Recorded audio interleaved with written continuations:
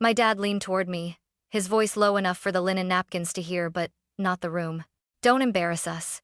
Just eat. He smiled for the waiter, like nothing had happened, while I froze mid-breath, fork suspended between pride and silence. The hum of the restaurant blurred into a single thought, pulsing in my head. He has no idea where he's sitting. I let him keep talking, lecturing about manners, success, appearances, all the things he thought he owned. He didn't know the waiter's smile was for me, or that the man in the black and white photo behind him wasn't a stranger. It was my grandfather, the real owner of this place. So I sat back, let Dad's arrogance fill the air, and waited. In 5 minutes, his confidence would collapse with the sound of a falling fork, and the truth would finally eat him alive. The message came at 3:14 p.m., right between 2 design deadlines and my 3rd cup of burnt office coffee. Dad, dinner tonight. 7 p.m., Westbury Prime. Dress properly. Me. Okay, who's coming? Dad, your grandfather. Don't make it awkward. Those 4 words, don't make it awkward, had followed me since childhood like a shadow stitched to every family gathering. It meant don't bring up what he said that night, don't remind him he left when things got hard, and above all, don't make him look small. By 6:30, Grandpa was standing outside my apartment building in his old navy blazer, the one with frayed elbows and a faint scent of cedar and rosemary soap. He held a small bouquet of daisies, for the table, he said, and offered me his arm like we were going to prom instead of walking into another performance of The Perfect Family. The air was crisp, smelling faintly of rain and exhaust. Grandpa walked slowly, but every step felt deliberate, measured. You don't have to say much tonight, he murmured. Just let him talk. I usually do, I replied. He chuckled. Then it'll be a short night for you. When we reached Westbury Prime, the city's golden hour had just started. Lights flickered on, reflections dancing on the restaurant's glass facade. The brass sign gleamed beneath the awning, fine dining since 1995. Inside, warmth rushed over us. Low jazz, polished wood, the quiet rhythm of silverware against porcelain. The hostess looked up from her stand, recognition softening her features. Mr. B, always a pleasure. Her eyes darted to me, amused. Your usual booth is open, Grandpa winked. Perfect. My granddaughter's hungry. Before I could thank her, a familiar voice cut through the hum. Reservation for Victor Brown, Dad announced, crisp and loud enough for half the room to hear. Party of 3. He didn't notice the hostess's hesitation, or the flicker of surprise on her face. He was too busy adjusting his tie, projecting that curated confidence that always made people assume he was in control. Right this way, she said, guiding us toward a booth by the window, the one beneath the framed black and white photo of a man cutting a ribbon with garden shears. Dad didn't glance at the photo. He never did. As we sat, he launched straight into instructions, as if our lives were a job interview he'd prepared for. Anley, when the waiter comes, don't order anything complicated. Grandpa, maybe just water tonight, all right? Grandpa smiled politely, folding his hands. I'll have a glass of red. It helps me remember the good years. Dad's jaw twitched. We're not here to reminisce, Dad. Let's just enjoy dinner. I caught the hostess's eye again. She gave me the smallest grin before disappearing toward the kitchen. She knew. Everyone who mattered here did. Dad didn't notice.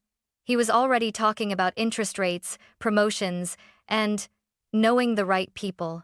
His voice filled the air like perfume, pleasant at first, then heavy enough to choke. And I sat back, quietly counting the minutes. In less than an hour, that voice would crack, that confidence would crumble, and the room he thought he ruled would remind him whose name was really written on the walls. Dinner hadn't even started, and I could already feel the tension tightening like a violin string. Dad straightened the cutlery the moment we sat down, aligning each fork with the precision of a man who'd rather control steel than emotions. Anley, salad fork on the outside. Napkin on your lap, he instructed, without looking up. I think I can handle dinner, Dad. He sighed. That heavy kind of sigh meant to remind me I was still his child, even at 27. Grandpa chuckled softly, watching the candlelight dance on his glass of water. Let her eat, Victor. She doesn't need a manual. She does, Dad replied quickly. You can't build a reputation if you can't hold a fork right. The waiter arrived. Marcus, mid-20s, kind eyes, polite confidence. I'd met him before during one of Grandpa's Tuesday visits. He smiled as soon as he saw us. "Good evening, Mr. B," he greeted warmly. "It's nice to see you again." Dad looked up, startled. "You know him?" Marcus nodded. "Of course, sir. Mr. B is one of our most loyal guests." Grandpa winked at me, but said nothing. Dad forced a laugh, though his knuckles had turned pale around the stem of his wine glass. "Oh, I see. He probably comes here a lot, talks with the staff. My father loves people, especially when they listen." The waiter hesitated. "Actually, sir, Mr. B doesn't come through the front, usually from the side entrance." That caught Dad off guard. His voice lowered, controlled but sharp. "Side entrance? Why would he—" I cut in, smiling politely. "It's easier on his knees, Dad. The front steps are steep." Marcus nodded quickly. "Exactly. The kitchen corridor is shorter." He disappeared before the tension could thicken further. Dad leaned closer to me. "Don't interrupt me again when I'm asking a question." "I wasn't interrupting. I was saving you from sounding rude." His nostrils flared slightly, but he stayed silent out of pride, not peace. The menu between us might as well have been a battlefield. I watched his eyes scan prices first, not dishes. He always did. Money wasn't something he loved, it was something he wore, like cologne. "Let's order something reasonable," he said, closing the menu. "The chicken's fine. Simple." "I'll have the ribeye," Grandpa said easily. Dad frowned. "That's $36, Dad." Grandpa shrugged. "I've paid more for worse advice." I almost choked on my water, trying not to laugh. The table fell silent for a moment, and then Grandpa started humming a tune, old, slow, and a little haunting. "Still humming that?" I teased. "You used to play it in the kitchen." Dad frowned again. "What kitchen?" Grandpa looked at him, eyes soft. "The one that built your life." Before Dad could reply, the manager, Tony, passed by and clapped Grandpa lightly on the shoulder. "Evening, Mr. B. Always good to see you." "Good to see you too, Tony," Grandpa replied warmly. Dad blinked. "You two know each other too?" Tony smiled. "Of course. Mr. B checks on us every Tuesday." Dad's face froze in polite confusion. "Checks? On you?" Tony nodded, oblivious to the storm gathering behind that perfect smile. "He's the best kind of owner, one who still tastes the soup." And there it was, the first real crack in Dad's polished mask. I caught his reflection in the window, his smile stiff, his eyes darting, his hand gripping the edge of the table like it might float away. The waiter approached again, ready to take our order, but Dad wasn't listening anymore. For the first time all night, he was silent. And in that silence, I could almost hear the sound of everything he thought he knew beginning to fall apart. For a man who always had the last word, Dad suddenly didn't seem to know where to start. He cleared his throat, adjusted his napkin, then checked his phone, anything to fill the air between him and the truth hovering just inches away. Tony disappeared into the kitchen. The moment he left, Dad leaned forward. "What did he mean by owner?" His voice was calm, too calm, the kind of calm that trembles underneath. Grandpa smiled gently. "You heard him." "I did. I just don't believe it." "Belief's optional," Grandpa said. "Dinner's not." Dad laughed, but it sounded brittle. "This is some kind of joke, right? You come here, everyone calls you Mr. B, and suddenly you're the secret boss?" "Not suddenly," Grandpa replied. "It's been 30 years. I sipped my water, hiding a grin behind the glass. Marcus passed by, setting down a bread basket. "Here you go. Mr. B, fresh from the oven, just like you like it." Dad's eyes snapped to him. "Excuse me, do you always talk to customers like that?" Marcus froze. "Sir? Calling him Mr. B like your old friends." Marcus looked between us, then at Grandpa. "Everyone here calls him that, sir." Dad's expression stiffened. "Right. Of course." Grandpa tore a piece of bread, slow and easy. "Good batch tonight," he murmured. "Yeast's happy." I smiled. "You can tell? Yeast doesn't lie, kiddo."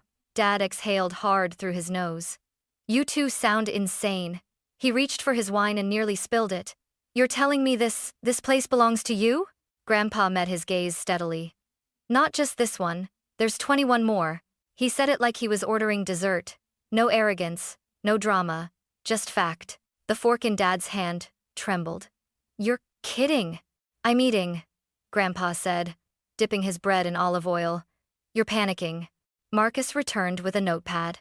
Are you ready to order, sir? Dad blinked twice before answering. Yes. The chicken. Excellent choice. Marcus turned to me. And you, Miss Brown? The ribeye? I said, eyes locked on Dad's pale face. Grandpa grinned. Same for me. Medium rare, as usual. As usual, Marcus repeated, smiling as he jotted it down. Dad's shoulders twitched. He says, as usual, like you eat here every day. Grandpa shrugged. Not every day. Tuesdays and Fridays mostly, but I prefer the kitchen. Dad's jaw dropped. You've been working here? No, Grandpa said quietly. I've been watching over it. It was like watching glass crack in slow motion. He stared at Grandpa, then at me, then back at the photo on the wall, the same one he'd ignored earlier. That's you, he whispered. That's you in the picture. Grandpa looked up, his voice soft but unshakable. You were there too, Victor. You just forgot.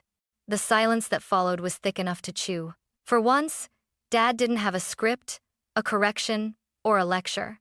He just sat there, eyes darting, trying to find the version of reality that didn't make him look small.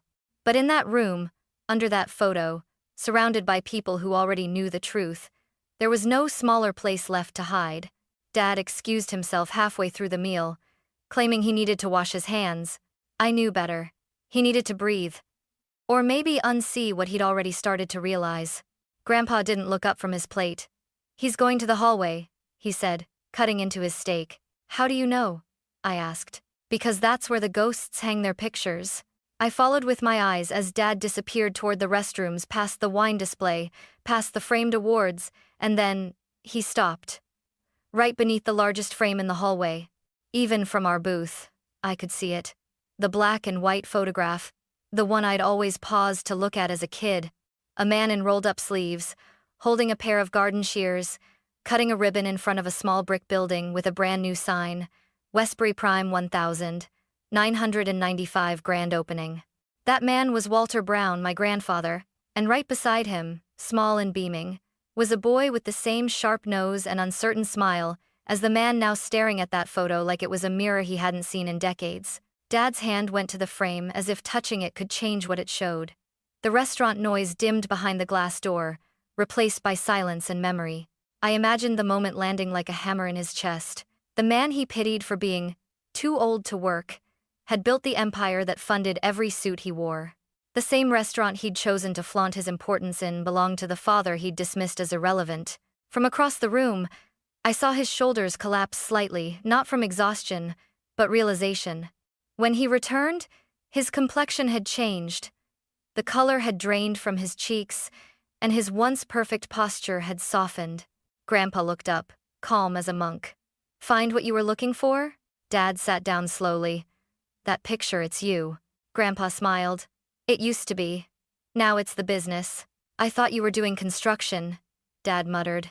I did, Grandpa said, dabbing his mouth with a napkin. Brick by brick. Dad rubbed his forehead, forcing a laugh that came out crooked.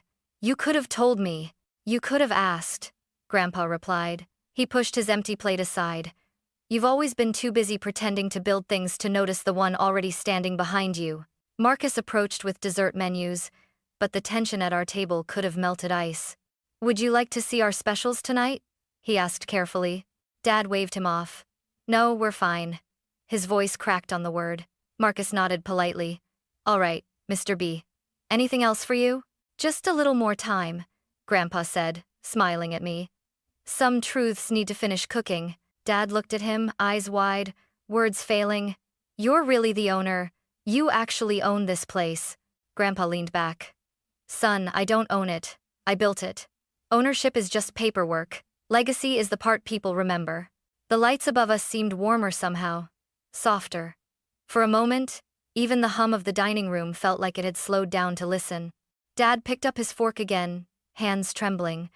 But when he tried to take a bite, it slipped from his grasp and hit the plate with a sharp metallic ring. That sound hung in the air longer than it should have, an echo of pride cracking in real time. And right then, everyone in the room turned to look. For a moment, The sound of that falling fork felt louder than every voice in the restaurant. Conversations paused, wine glasses hovered midair, and even the jazz from the speakers seemed to fade. Dad reached down quickly, trying to laugh it off. "Butterfingers," he said, forcing a smile that didn't reach his eyes. "Guess I'm clumsy tonight." No one responded. Not me, not Grandpa, not the waiter standing 2 tables away, who'd seen everything. Then Marcus approached with quiet caution. "Everything all right here, Mr. Brown?" Dad straightened instantly. "Of course. Fine. Just a little accident." Marcus's eyes shifted to Grandpa. "And you, sir?" Grandpa smiled softly. "Never better." It was the calmest smile in the room and somehow the most dangerous. Dad took a deep breath and leaned forward, voice low.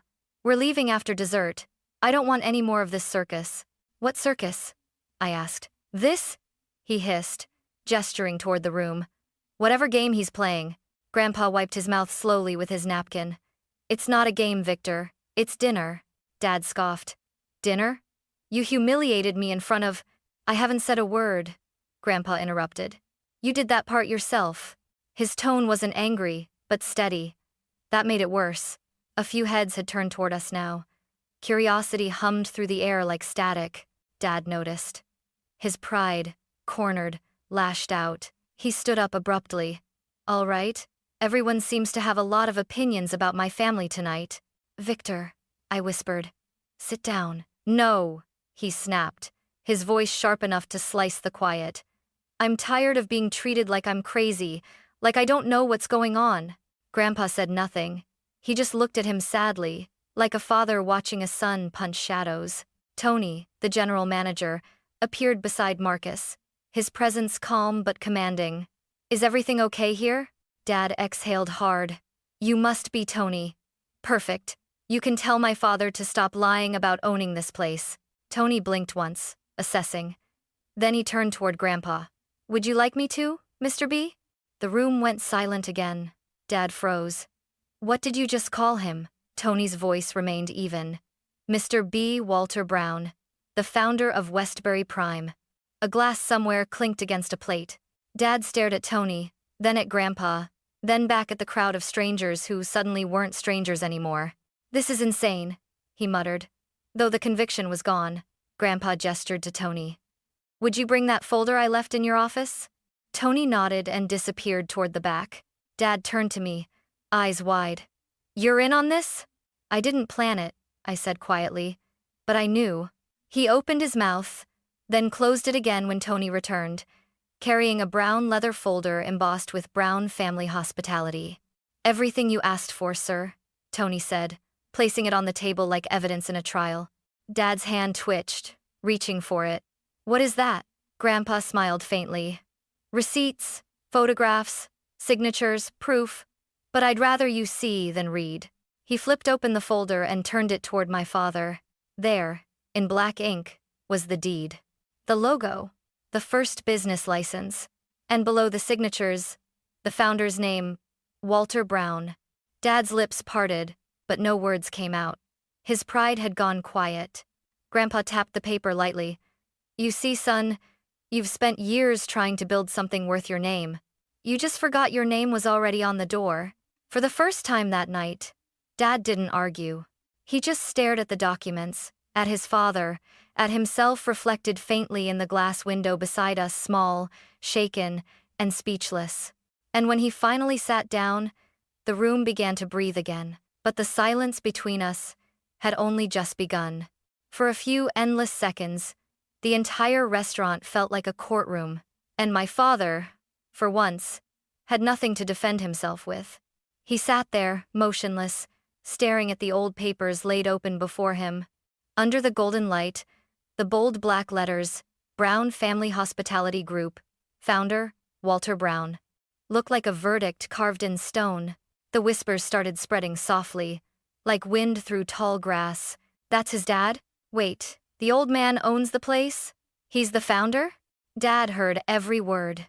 He looked around, face pale, jaw locked tight. His hands hovered above the table like he couldn't decide whether to grab the papers or tear them apart. Finally, he laughed a sharp, broken sound. So that's it? You bring me here to humiliate me? To make me look like a fool in front of strangers? Grandpa leaned back, unfazed. You didn't need my help for that, son. The entire room went still. Even Tony, who'd seen 1,000 awkward dinners, froze mid-step. Dad slammed his palm on the table. You think this makes you some kind of hero? Owning a bunch of restaurants doesn't make you better than me? No, Grandpa said calmly. Respect does. The words hit harder than any shout could. You talk about respect, Dad shot back. But you kept this from me. You let me believe you were broke living off scraps. Why? Grandpa folded his napkin, aligning the edges perfectly before answering. Because money doesn't teach character, struggle does. And I wanted to see who you'd be without the inheritance. Dad stared at him, shaking his head. You wanted to test me? I'm your son, not a project. Grandpa's eyes softened. You're both. Marcus appeared again, hesitant. Would you like me to, bring dessert menus? Grandpa smiled at him. No need, son. Tonight's lesson's already sweet enough. Marcus nodded and quietly retreated. Dad was trembling now, not with anger anymore, but something worse. Shame.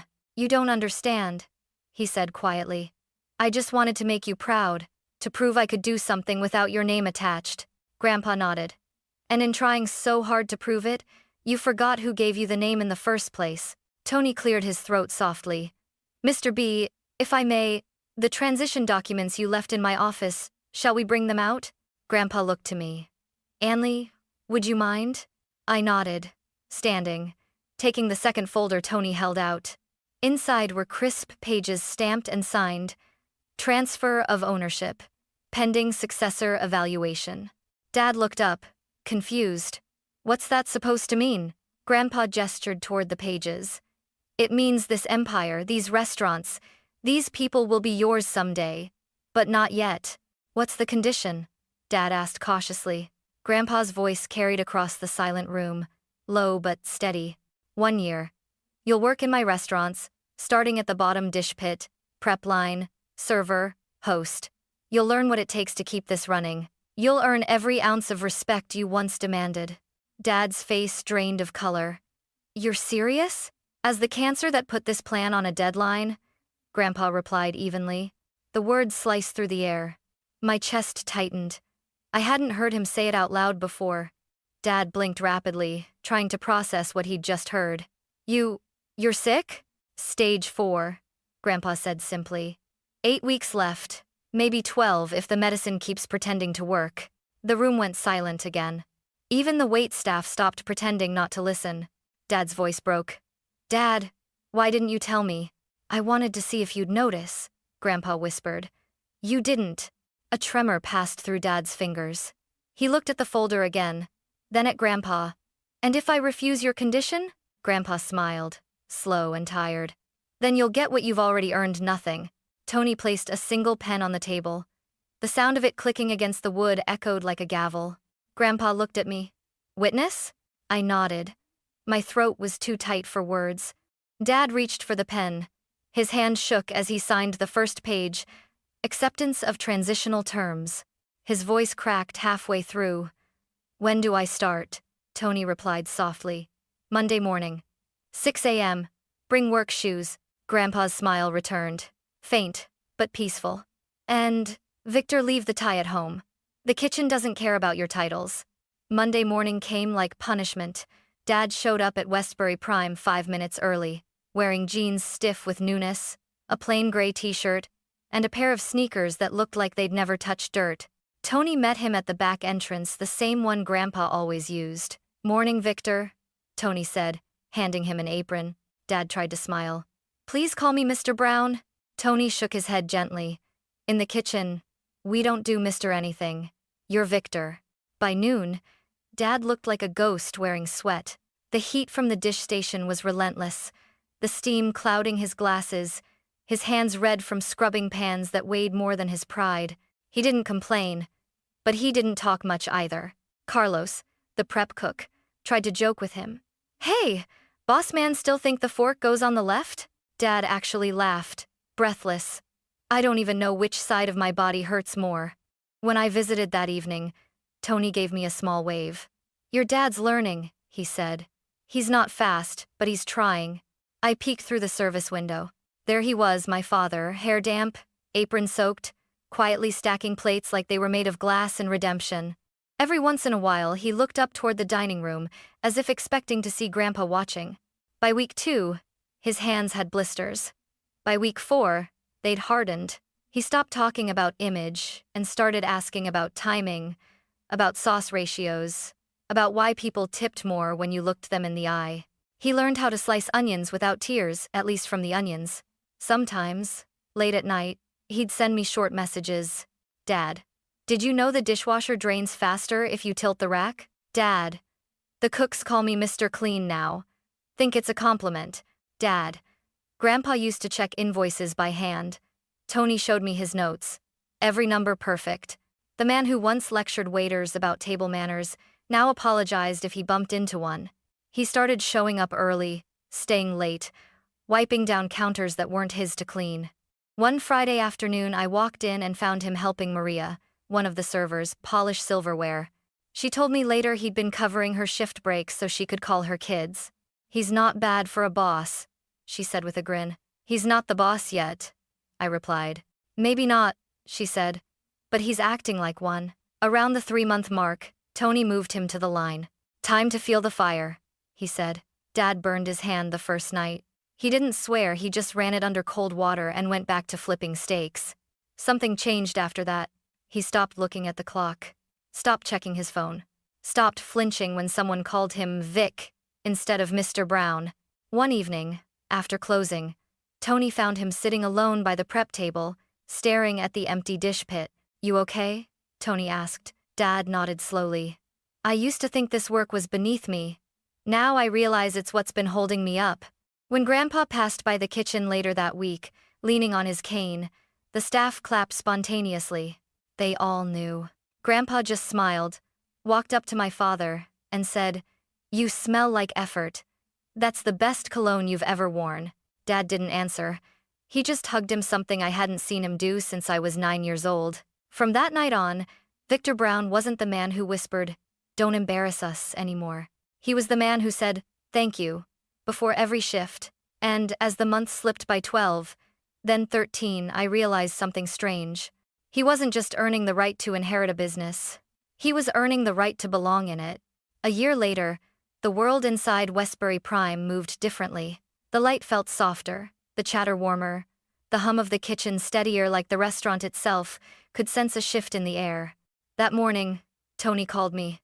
"Anley, your father's ready," he said. "For what?" "For the keys." I arrived just before lunch rush. The smell of roasted garlic and seared butter wrapped around me like a memory. Grandpa was already there, sitting at our old booth by the window, his cane resting beside him, his expression calm but faintly distant, as if time had already begun to take him somewhere else. Dad stood in his work clothes. Black apron, sleeves rolled, a faint streak of flour across his forearm. His eyes met mine. They were tired, but steady, like someone who'd finally stopped running from himself. Grandpa motioned for us to sit. "It's been 12 months, he said. "How's the dish pit, Victor?" Dad smiled faintly. "Less terrifying than the boardroom," Grandpa chuckled. "And which one taught you more?" "The one with the broken plates." Tony appeared beside our table, carrying a small black box. He set it down gently, the way one sets down a crown. Inside was a brass key, heavy and gleaming, engraved with 3 letters, WBP. Next to it lay a new name pin, V, Brown Floor Manager. Grandpa's eyes softened.